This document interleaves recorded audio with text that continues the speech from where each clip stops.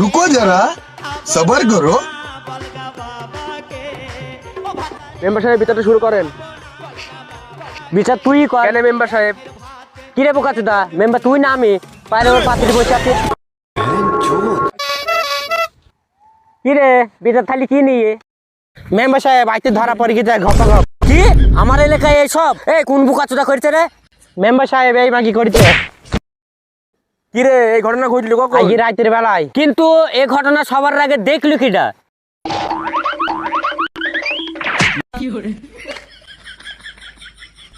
Member সাহেব আমি ইজারুল।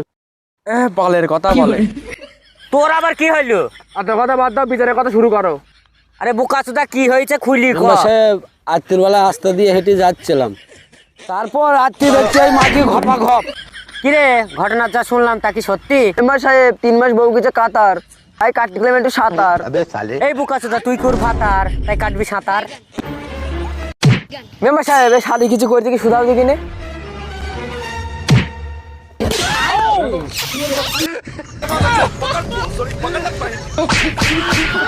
এই বোকাচোদা তুই এই বসতো, আমি তো আছি এখানে। এই খাসি ভাত খাবো দিলে সুখ হয় রে। ও যা দেবে তুই দিতে পারিস? আমি পারি না আর পারি না।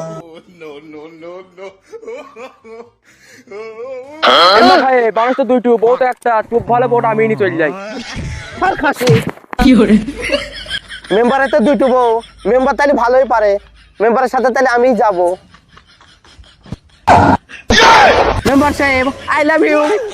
আরে শোনা, আমি তো ওইটাই চাইছিলাম।